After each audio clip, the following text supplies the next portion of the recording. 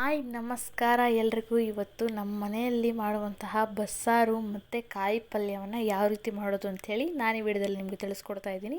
ನಮ್ಮ ಮನೆಯಲ್ಲಿ ಯಾವಾಗಲೂ ಕೂಡ ಇದೇ ರೀತಿ ಮಾಡೋದು. ನಾನು ಅಂದರೆ ಎಸ್ಪೆಷಲಿ ನಾನು ಇದೇ ರೀತಿ ಮಾಡೋದು, ಅದನ್ನು ನಿಮ್ಮೊಂದಿಗೆ ಶೇರ್ ಮಾಡ್ಕೊತಾ ಇದ್ದೀನಿ.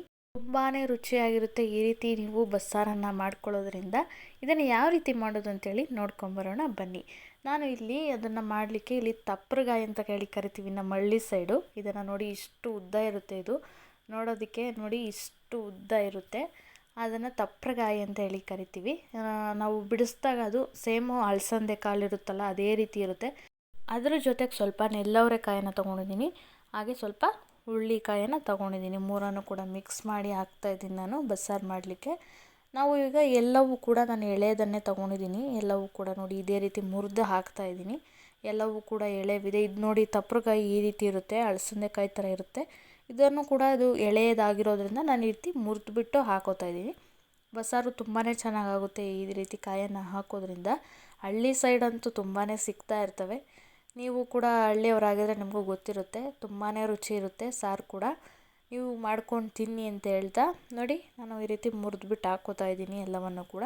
ಹುರುಳಿಕಾಯು ಅಷ್ಟೇ ತುಂಬಾ ಎಳೆವು ತೊಗೊಂಡಿದ್ದೀವಿ, ಮತ್ತು ನೆಲ್ಲವರೆಕಾಯಿ ಅದನ್ನು ಕೂಡ ಎಳೆಯ ಕಾಯನ್ನೇ ತೊಗೊಂಡಿದ್ದೀವಿ. ಎಲ್ಲವೂ ಕೂಡ ಬಸ್ಸಾರಿಗೆ ಅಂದರೆ ಈ ರೀತಿ ಎಳೆಯವೇ ಹಾಕಬೇಕು, ಹಾಗಾಗಿ ಓಕೆನಾ. ಮೂರನ್ನು ಕೂಡ ಇದೇ ರೀತಿ ನಾನು ಮುರಿದುಬಿಟ್ಟು ಎಲ್ಲವನ್ನು ಕೂಡ ತೊಗೋತಾ ಇದ್ದೀನಿ. ಈ ಹುರುಳಿಕಾಯಿ ನೋಡಿ ಈ ರೀತಿ ಮುಟ್ಟಿದ್ರೆ ಬೆಂಡ್ ಆಗ್ತಾವಲ್ಲ, ಈ ರೀತಿ ಇರಬೇಕು ಎಳೆಯ ಕಾಯಿ ಅಂತ ಹೇಳಿದ್ರೆ. ಎಳೆಯ ಹಾಕಿದ್ರೆ ಬಸ್ಸಾರು ತುಂಬಾ ರುಚಿಯಾಗುತ್ತೆ. ಹಾಗಾಗಿ ನಾನು ಮೂರನ್ನು ಕೂಡ ಎಳೆಯ ಕಾಯಿಯನ್ನೇ ತೊಗೊಂಡಿದ್ದೀನಿ. ಮೂರನ್ನು ಕೂಡ ಈ ರೀತಿ ಮುರಿದುಬಿಟ್ಟು ಹಾಕ್ಕೊಂಡು ಎಲ್ಲವನ್ನು ಕೂಡ ಬೇಯೋದಕ್ಕೆ ಇಟ್ಕೊತಾ ಇದ್ದೀನಿ. ಏನಂದರೆ ಕಾಯಿ ಇವಾಗ ಮುರಿದ್ವಲ್ಲ ಕಾಯಿಗಳು, ಸ್ವಲ್ಪ ಹೆಸ್ರು ಕಾಳು, ಬೇಳೆ ಮತ್ತು ಟೊಮೊಟೊ ಹಣ್ಣು, ಮೆಣಸಿನ್ಕಾಯಿ, ಉಪ್ಪು ಇಷ್ಟನ್ನು ಹಾಕ್ಕೊಂಡು ಬೇಯಿಸ್ಕೋಬೇಕಾಗುತ್ತೆ ಮೊದಲಿಗೆ. ಅದು ಬೇಯೋಕ್ಕಿಟ್ಟು ನಾನು ಈರುಳ್ಳಿ ಮತ್ತು ಬೆಳ್ಳುಳ್ಳಿಯನ್ನು ಸುಲಿಯೋದಕ್ಕೆ ಅಂಥೇಳಿ ಬಂದೆ. ಈರುಳ್ಳಿ ಹೆಚ್ಚೋದು ಸ್ವಲ್ಪ ಕಷ್ಟ, ಕಣ್ಣಲ್ಲಿ ನೀರು ಬಂದುಬಿಡುತ್ತೆ. ಆದರೂ ಕಟ್ ಮಾಡಿ ಇಟ್ಕೊಂಡು ಬೆಳ್ಳುಳ್ಳಿಯನ್ನು ಸುಲಿದು ಎತ್ತಿಟ್ಕೊಂಡೆ. ಅದಕ್ಕೆ ಮೀಡಿಯಮ್ ಸೈಜ್ದು 4 ಈರುಳ್ಳಿ ತೊಗೊಂಡಿದ್ದೀನಿ ಮತ್ತು 1 ಗಡ್ಡೆ ಬೆಳ್ಳುಳ್ಳಿ ತೊಗೊಂಡಿದ್ದೀನಿ. ಇಲ್ಲಿ ನೋಡಿ ಸ್ವಲ್ಪ ತೆಂಗಿನಕಾಯಿನ ತುರಿದ್ಬಿಟ್ಟು ಎತ್ತಿಟ್ಕೊಂಡಿದ್ದೀನಿ, ಹಾಗೆ ಕರಿಬೇವಿನ ಸೊಪ್ಪು ಮತ್ತು ಅದಕ್ಕೆ ಸ್ವಲ್ಪ ಕೊತ್ತಂಬರಿ ಸೊಪ್ಪು ಎಲ್ಲವನ್ನು ಸೋಸಿ ಎತ್ತಿಟ್ಕೊಂಡು ಈಗ ಬನ್ನಿ ನೋಡೋಣ ಮಾಡೋದನ್ನು. ನೋಡಿ ಒಂದು ಕಡೆ ಕುಕ್ಕರ್ ಕೂಗ್ತಾ ಇದೆ, ನಾನು ಬೇಯೋಕ್ಕಿಟ್ಟಿರುವಂಥ ಕಾಯಿ ಮತ್ತು ಕಾಳುಗಳು. ಒಂದು ಕಡೆ ಅಷ್ಟರಲ್ಲಿ ಕೂಗೋ ಅಷ್ಟರಲ್ಲಿ ಒಂದು ಕಡೆ ಒಗ್ಗರಣೆ ಹಾಕ್ಕೊಬಿಡೋಣ ಅಂಥೇಳಿ ಬಾಣಲೆನ ಇಟ್ಕೊಂಡು ಅದಕ್ಕೆ ನಾನೀಗ ಎಣ್ಣೆಯನ್ನು ಹಾಕ್ಕೋತಾ ಇದ್ದೀನಿ. ಎಣ್ಣೆ ಕಾದ ನಂತರ ಸ್ವಲ್ಪ ಈರುಳ್ಳಿಯನ್ನು ಒಗ್ಗರಣೆಗೆ ಹಾಕ್ಕೋತಾ ಇದ್ದೀನಿ. ಇದನ್ನು ರುಬ್ಕೋಬೇಕು ನಾವು, ಹಾಗಾಗಿ ಈರುಳ್ಳಿಯನ್ನು ಹಾಕ್ಕೊಂಡು ಸ್ವಲ್ಪ ಬೆಳ್ಳುಳ್ಳಿಯನ್ನು ಬಿಡಿಸಿಟ್ಟಿರೋ ಬೆಳ್ಳುಳ್ಳಿಯನ್ನು ಹಾಕ್ಕೋತಾ ಇದ್ದೀನಿ. ಹಾಗೆ ಕರಿಬೇವಿನ ಸೊಪ್ಪು ಸ್ವಲ್ಪ ಜಾಸ್ತಿನೇ ಹಾಕ್ಕೋಬೇಕು. ಕರಿಬೇವಿನ ಸೊಪ್ಪು ರುಚಿ ತುಂಬಾ ಚೆನ್ನಾಗಿ ಬರುತ್ತೆ ಸಾರಿಗೆ. ನಾನು ಇದೇ ರೀತಿ ಜಾಸ್ತಿಯನ್ನು ಹಾಕ್ಕೊಳ್ಳೋದು. ನಾನು ಬಸ್ಸಾರು ಮಾಡೋದು ಇದೇ ರೀತಿ. ಎಲ್ಲರೂ ಕೂಡ ಒಂದೊಂದು ಶೈಲಿಯಲ್ಲಿ ಮಾಡ್ಕೋತಾರೆ. ನಮ್ಮ ಮನೆಯಲ್ಲೂ ಕೂಡ ನಮ್ಮಮ್ಮ ಇನ್ನೊಂದು ಥರ ಮಾಡ್ತಾರೆ, ನಾನು ಇದೇ ರೀತಿ ಮಾಡೋದು. ಈಗ ನೋಡಿ ಅದು ಈರುಳ್ಳಿ ಬೆಂದ ನಂತರ ಜೀರಿಗೆ ಮತ್ತು ಕೊತ್ತಂಬರಿ ಸೊಪ್ಪು ಎರಡನ್ನು ಹಾಕ್ಕೋತಾ ಇದ್ದೀನಿ. ಎರಡನ್ನೂ ಹಾಕಿ ನೀಟಾಗಿ ಫ್ರೈ ಮಾಡ್ಕೋಬೇಕು. ಈರುಳ್ಳಿ ಸ್ವಲ್ಪ ಬೆಂದು ನಂತರ ಇದು ಕೂಡ ಸೊಪ್ಪು ಹಾಕೋದ್ವಲ್ಲ ಈಗ ಕೊತ್ತಂಬರಿ ಸೊಪ್ಪು ಮತ್ತು ಜೀರಿಗೆ, ಅದು ಕೂಡ ಸ್ವಲ್ಪ ಫ್ರೈ ಆಗೋವರೆಗೂ ಫ್ರೈ ಮಾಡಿಕೊಂಡು ಇಲ್ಲಿ ಮೆಣಸಿನ್ಕಾಯನ್ನು ನಾನು ಬೇಯಿಸ್ಕೊಂಡಿದ್ದೀನಿ, ಹಾಗಾಗಿ ಇಲ್ಲಿ ಹುರಿತಾ ಇಲ್ಲ. ನಿಮಗೆ ಬೇಕು ಅಂದರೆ ಇಲ್ಲೂ ಕೂಡ ಹುರ್ಕೋಬೋದು, ಇನ್ನೂ ಚೆನ್ನಾಗಿರುತ್ತೆ. ನಾನು ಬೇಯೋಕೆ ಹಾಕಿರೋದ್ರಿಂದ ಹಾಕಿಲ್ಲ. ಈಗ ಫ್ರೈ ಆದ ನಂತರ ತೆಂಗಿನಕಾಯಿ ತುರಿಯನ್ನು ಹಾಕ್ಕೋತಾ ಇದ್ದೀನಿ. ಅದನ್ನು ಕೂಡ ಸ್ವಲ್ಪ ಎಣ್ಣೆಯಲ್ಲಿ ಫ್ರೈ ಮಾಡ್ಕೋಬೇಕು. ಎಲ್ಲವನ್ನು ಮಿಕ್ಸ್ ಮಾಡಿ ಫ್ರೈ ಮಾಡಿ ಗ್ಯಾಸನ್ನು ಆಫ್ ಮಾಡಿಕೊಂಡ್ರೆ ಸಾಕೋದು, ಬೇಯಿಸೋದೇನು ಬೇಡ ನೆಕ್ಸ್ಟ್ ಹಾಕೋದನ್ನು. ಈಗ ನೋಡಿ ಹುಣಸೆಹಣ್ಣು ಹಾಕ್ತಾಯಿದ್ದೀನಿ. ಉರಿಯನ್ನು ಆಫ್ ಮಾಡಿಬಿಟ್ಟು ಹಾಕ್ತಾಯಿದ್ದೀನಿ. ಇದನ್ನೇನು ಬೇಯಿಸೋ ಅವಶ್ಯಕತೆ ಇಲ್ಲ. ಈಗ ಕುಕ್ಕರ್ ಲಿಡ್ಡನ್ನು ಓಪನ್ ಮಾಡ್ತಾಯಿದ್ದೀನಿ. ನೋಡಿ ಬೇಯೋಕೆ ಇಟ್ಟಿರುವಂಥ ಕಾಳುಗಳು, ನಾನು ಆಗಲೇ ಹೇಳಿದ್ದೆ ಹೆಸ್ರು ಕಾಳು, ಬೇಳೆಯನ್ನು ಹಾಕ್ಕೊಂಡಿದ್ದೀನಿ. ನಂತರ ಟೊಮೊಟೊ, ಮೆಣಸಿನಕಾಯಿ, ಉಪ್ಪು ಇಷ್ಟನ್ನು, ನೀರು ಇಷ್ಟನ್ನು ಹಾಕ್ಕೊಂಡಿದ್ದೀನಿ. ಇಷ್ಟನ್ನು ಹಾಕಿ ಬೇಯಿಸ್ಕೊಂಡಿದ್ದೀನಿ. 2 ವಿಸಿಲ್ ಬಂದರೆ ಸಾಕು, ಬೆಂದಿರುತ್ತೆ ಕರೆಕ್ಟಾಗಿ. ನೋಡಿ ಕಾಣಿಸ್ತಾ ಇದೆಯಾ, ಈ ಹದಕ್ಕೆ ಬೆಂದಿದೆ. ಕುಕ್ಕರು 2 ವಿಸಿಲ್ ಬಂದ ನಂತರ ಸ್ವಲ್ಪ ಹೊತ್ತು ತಣ್ಣಗಾಗೋಕ್ಕೆ ಬಿಟ್ಟು ನಂತರ ಓಪನ್ ಮಾಡಿಕೊಂಡ್ರೆ ಒಳ್ಳೆಯದು. ಯಾಕಂದರೆ ಜಾಸ್ತಿ ಬಿಸಿ ಆದರೆ ಬೇಗ ಇನ್ನೂ ಕೂಡ ಕಾಳು ಬೇಳೆ ಇರುತ್ತಲ್ಲ ಎಲ್ಲ ಫುಲ್ಲು ಬೆಂದೋಗ್ಬಿಡುತ್ತೆ. ಅದು ಕಾಯಿ ಫ್ರೈ ಮಾಡ್ತೀವಲ್ಲ ಅದು ಅಷ್ಟು ಚೆನ್ನಾಗಿರೋದಿಲ್ಲ. ಹಾಗಾಗಿ ಈಗ ನೋಡಿ ಟೊಮೊಟೊ ಹಣ್ಣನ್ನು ನಾನು ಫ್ರೈ ಮಾಡಿದ್ನಲ್ಲ ಅದೇ ಪ್ಯಾನ್ಗೆ ಹಾಕ್ಕೋತಾ ಇದ್ದೀನಿ. ಎಲ್ಲವನ್ನು ಕೂಡ ರುಬ್ಬೋದಕ್ಕೆ ಹಾಕ್ಕೋತಾ ಇದ್ದೀನಿ. ಸ್ವಲ್ಪ ತಣ್ಣಗಾಗಲಿ ರುಬ್ಬೋದಕ್ಕೆ ಅಂತ ಹೇಳ್ಬಿಟ್ಟು ನೆಲದ ಮೇಲೆ ಇಟ್ಕೊಂಡು ಟೊಮೊಟೊ ಹಣ್ಣನ್ನೇ ಎತ್ತಾಕೋತಾ ಇದ್ದೀನಿ. ನಾನು ಹುಣಸೆಹಣ್ಣನ್ನು ಸ್ವಲ್ಪನೇ ಹಾಕ್ಕೊಳ್ಳೋದು, ಟೊಮೊಟೊ ಹಣ್ಣು ಹಾಕ್ಕೊತೀನಿ. ನನಗೆ ಇದೇ ರೀತಿ ಇಷ್ಟ, ನನಗೆ ಜಾಸ್ತಿ ಹುಣಸೆಹಣ್ಣು ಹಾಕ್ಕೊಳ್ಳೋದಿಲ್ಲ. ನಿಮಗೆ ಬೇಕು ಅಂದರೆ ಹುಣಸೆಹಣ್ಣಲ್ಲೇ ಮಾಡ್ಕೋಬೋದು. ನಾನು ಟೊಮೊಟೊನು ಮತ್ತು ಹುಣಸೆಹಣ್ಣು ಎರಡನ್ನೂ ಹಾಕಿದ್ದೀನಿ. ಹುಣಸೆಹಣ್ಣು ಸ್ವಲ್ಪನೇ ಹಾಕ್ಕೊಂಡಿದ್ದೀನಿ. ಈಗ ನೋಡಿ ಕಾಯಿ, ನಾವು ಬೇಯಿಸಿರುವಂಥ ಕಾಯಿ ಮತ್ತು ಕಾಳು ಎರಡನ್ನೂ ಹಾಕ್ಕೊಂಡು ಈ ರೀತಿ ಸ್ಮ್ಯಾಶ್ ಮಾಡ್ಕೊತಾ ಇದ್ದೀನಿ. ಯಾಕಂದರೆ ಟೊಮೊಟೊ ಹಣ್ಣು ಸ್ವಲ್ಪ ಬಿಸಿ ಇರುತ್ತೆ, ನೀರಲ್ಲಿದ್ವಲ್ಲ, ಬಿಸಿ ನೀರಿರುತ್ತೆ, ಅದರಲ್ಲಿ ಜಾರ್ಗೆ ಹಾಕಿದಾಗ ಇನ್ನೂ ಬಿಸಿ ಆಗಿಬಿಡುತ್ತೆ, ರುಬ್ಬೋದಕ್ಕಾಗೋದಿಲ್ಲ. ಈ ರೀತಿ ಸ್ಮ್ಯಾಶ್ ಮಾಡಿಕೊಂಡು ಸ್ವಲ್ಪ ಹೊತ್ತು ಆರೋದಕ್ಕೆ ಬಿಟ್ಟು ನಂತರ ನಾವು ಹಾಕ್ಕೋಬೇಕಾಗುತ್ತೆ. ಸೊಪ್ಪಾಕಿ ಬಸ್ಸಾರು ಮಾಡ್ತೀವಲ್ಲ, ಅದರಲ್ಲೂ ಕೂಡ ನಾನು ಇದೇ ಸ್ಟೈಲನ್ನೇ ಆ್ಯಡ್ ಮಾಡ್ಕೋತೀನಿ. ಬಟ್ ಒಂದು ಡಿಫ್ರೆಂಟ್ ಏನಂತ ಹೇಳಿದ್ರೆ, ನಾನು ಈರುಳ್ಳಿ ಮತ್ತು ಜೀರಿಗೆಯನ್ನು ಫ್ರೈ ಮಾಡ್ಕೋಬೇಕಾದ್ರೆ ಸ್ವಲ್ಪ ಮೆಣಸನ್ನು ಹಾಕ್ಕೊಂಡು ಫ್ರೈ ಮಾಡ್ಕೋತೀನಿ. ಅದು ಇನ್ನೂ ಚೆನ್ನಾಗಿ ಬರುತ್ತೆ ಟೇಸ್ಟು ಸೊಪ್ಪಿನ ಸಾರಿಗಾದರೆ ಅಂಥೇಳಿ.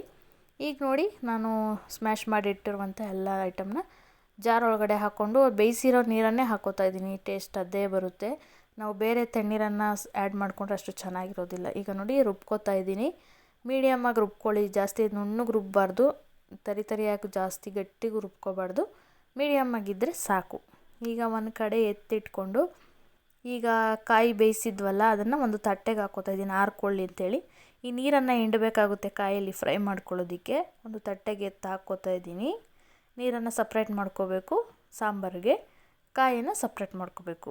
ಕಾಯಿ ಇದನ್ನು ಇದು ಮಾಡ್ತೀವಲ್ಲ ಫ್ರೈಯನ್ನು, ಹಾಗಾಗಿ ಕಾಯಿ ಮತ್ತು ಕಾಳನ್ನು ಸಪ್ರೇಟ್ ಮಾಡ್ಕೋತಾ ಇದ್ದೀನಿ.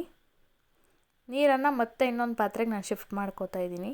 ಬಸ್ಸಾರು ಮಾಡೋದಕ್ಕೆ ನೀರು ಬೇಕಲ್ವ, ರುಬ್ಬಿರೋ ಮಸಾಲೆನೇ ಆ್ಯಡ್ ಮಾಡೋದಕ್ಕೆ, ಹಾಗಾಗಿ ಸಪ್ರೇಟ್ ಮಾಡಿಕೊಂಡು ಈಗ ರುಬ್ಬಿರೋ ಅಂಥ ಮಸಾಲೆನ ನಾವು ಬೇಯಿಸಿಟ್ಟಿದ್ವಲ್ಲ ಆ ನೀರು ಒಳಗಡೆ ಹಾಕೋತಾ ಇದ್ದೀನಿ.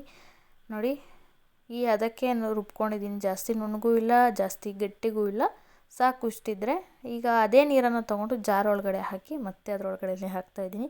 ಇಲ್ಲಿ ತಣ್ಣೀರು ಹಾಕ್ಬಿಟ್ರೆ ಅಷ್ಟು ಟೇಸ್ಟ್ ಬರೋದಿಲ್ಲ. ನೋಡಿಕೊಂಡೇ ರುಬ್ಕೊಂಡು ನಂತರ ಮಾಡಬೇಕಾಗುತ್ತೆ. ತಣ್ಣೀರು ಹಾಕಿದ್ರೂ ಬೇಯಿಸಬೇಕಾಗುತ್ತೆ, ಓಕೆನಾ, ಏನು ತೊಂದರೆ ಇಲ್ಲ.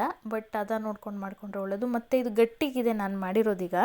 ನಾನು ಇನ್ನೂ ಸ್ವಲ್ಪ ನೀರನ್ನು ಹಾಕೋತೀನಿ. ಯಾವಾಗ ಅಂತ ಹೇಳಿದ್ರೆ, ನಂತರ ನಾನು ಕಾಯನ್ನು ಹಿಂಡ್ತೀನಲ್ಲ, ಅದರಲ್ಲಿ ಬರುವ ನೀರನ್ನು ಕೂಡ ಇದ್ರೊಳಗಡೆ ಹಾಕ್ಕೋತಾ ಇದ್ದೀನಿ.